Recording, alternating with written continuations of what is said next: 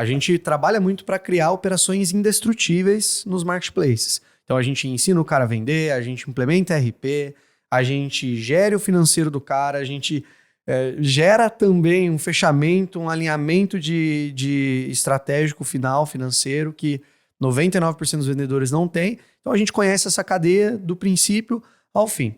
Dito isso, o que você vê hoje dentro dos vendedores que pode ser considerado o maior male, né, nos vendedores de marketplace, o maior male que eles não operam em gestão e que pode estar quebrando, falindo, ferrando o negócio dessa galera e que você já enxergou também na sua trajetória de vendedor lá atrás, pra gente dar start nesse assunto. Show de bola, muito bom, um excelente papo. A gente tem enxergado muita gente entrando no mercado, né? Nós somos muito responsáveis por isso. Tem muita gente que entra, faz a mentoria, aprende a vender, vende, escala, cresce, mas a galera acaba esquecendo de olhar para alguns fatores que estão causando essa que você chamou de operação de risco, né? O principal deles, né, eu vou citar como o primeiro deles aqui, que eu tenho visto muito, é a questão de enxergar os números. Até certo ponto, né, quando a pessoa está ali no giro, no início da operação, ela vende 30, 40, 50 mil, ela vai no giro, ela precifica e tudo mais, porém, quando ela avança de, cara, acima de 100 mil reais de faturamento, começa a surgir mais despesas, começa a surgir uma complexidade maior para se gerir o financeiro, e a pessoa começa a achar que a margem de contribuição está pagando a despesa dela, mas na verdade não está. Ou, às vezes, essa pessoa, na verdade, ela nem sabe o que é margem de contribuição, ela está vendendo, ela precifica mais ou menos ali, roda, gira, né? E hoje mesmo, eu estava conversando com um cara que fez a implementação com a gente e ele teve uma queda brusca de faturamento e um cara que faturava em torno de 150 mil, ele falou, cara, eu queria muito ir para a gestão financeira de vocês e tal, só que pra mim não vai dar, meu faturamento caiu pra 70 mil. Eu falei, caramba, caiu pra 70 mil. O que aconteceu? Ele falou, cara, perdi alguns produtos e tal. Eu falei, mas como é que tá teu lucro líquido? Você tinha uma estrutura de 150 mil, agora você tá faturando metade? Ele falou, cara, não sei, não faço ideia. Então você imagina um cara que faturava alto, talvez tinha uma estrutura, talvez tinha uma retirada de Prolabore e caiu pra metade, esse cara não tem a visão, ele não sabe o que aconteceu com o lucro dele. Então eu diria que essa é a primeira. A primeira... Na verdade, o cara nem sabe que é uma retirada de Prolabore, né? Mistura tudo, né? Eu acho que o grande problema desse mercado, quando o cara começa a passar dos 100 mil reais, e a gente sabe isso na pele, é o caixa gordo. É porque o Mercado Livre tem um fluxo de caixa muito rápido. Se o cara tá no full, recebe em 2 dias, 3 dias, e se ele já tá fazendo o mínimo do negócio bem feito, né, que é uma comprinha no prazo, consegue um ajuste com o fornecedor, ele já tem um fluxo engordando rapidamente, ali no curto prazo.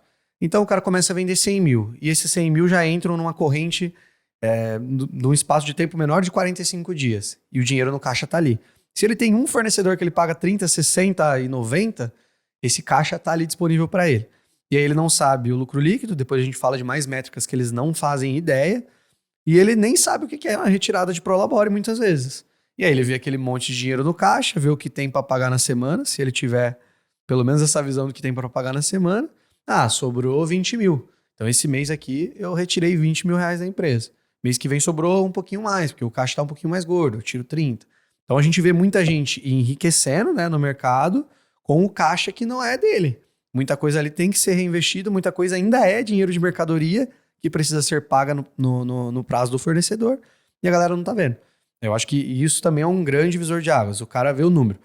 Mas quais os números principais que esse cara já está deixando de lado? Ele não sabe o lucro líquido, não sabe provavelmente o Prolabore. O que mais que esse cara não está olhando geralmente? Em números e percentuais de fechamento. Show. Excelente pergunta. Um ponto que recentemente, por exemplo, eu descobri em uma das operações que a gente analisa, nível de despesa fixa e variável, por exemplo.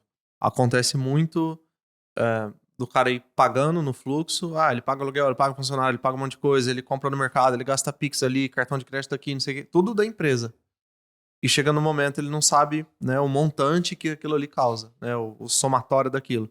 Então, recentemente, eu peguei um caso de uma empresa que tinha uma margem de contribuição média de 20%, que é boa, que é pro nosso mercado uma margem boa, e estava tomando prejuízo de 5% lá no final da operação. Uma empresa faturando 300 mil reais por mês.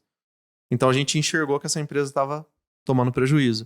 Então, enxergar e organizar o número de despesa variável, qual é o percentual disso em cima do faturamento, é algo que geralmente a galera não enxerga. E recentemente eu recebi uma pergunta, né, em uma das mentorias de financeiro que a gente estava fazendo, o cara falou, Gustavo, mas qual que é o percentual ideal de despesa do meu negócio que eu não posso deixar passar? Eu falei, cara, depende. Isso depende de cada negócio. Tem empresas de e-commerce que vão ter uma margem média menor, de 15%, 14%. Ele tem que estar mais estreito, ele tem que ser mais eficiente ainda na operação, ele tem que ser mais enxuto. Agora, esse cara, por exemplo, que tinha 20%, cara, ele também tem que ser o mais enxuto possível, só que ele tem uma gordurinha ali que a gente chama de proteção contra idiota, né? Então, quanto mais margem, mais proteção, esse cara consegue... Que é dinheiro novo que se cria, né? Dinheiro novo que se cria. Eu costumo falar, você falou do lucro líquido, né, do aumento de caixa, e acontece muito isso que você falou. Porque tem muita gente que consegue prazo com o fornecedor e vê dinheiro no caixa. Então ele compra uma cacetada de estoque, né? Às vezes ele vende isso, às vezes vende com prejuízo, só que ele ainda não pagou o fornecedor e o dinheiro está no caixa. E isso vai demorar, né? Às vezes semanas, às vezes meses para ir diminuindo, às vezes até ele se tocar. E eu costumo falar nas mentorias de financeiro do pessoal que faz a implementação com a gente que é como se fosse um castelinho de Lego que a cada mês de prejuízo vai tirando uma pecinha ali do caixa da empresa. Então, se tem um mês de pouquinho prejuízo, tira uma pecinha do caixa, aí o caixa diminui. Mais um mês, mas a hora que a pessoa vê, a hora que ela senta pra ver os números que ela nunca viu, cara, passou, 6 meses e ela fala, caramba, eu tomei 6 meses de prejuízo, paguei pra trabalhar por conta de não analisar esses 4 números aí que a gente falou, né? A gente falou de margem de contribuição, a gente falou de lucro líquido, despesa fixa e variável. Então, só de não analisar tudo isso aí, ela tomou pau por 6 meses aí de prejuízo na empresa.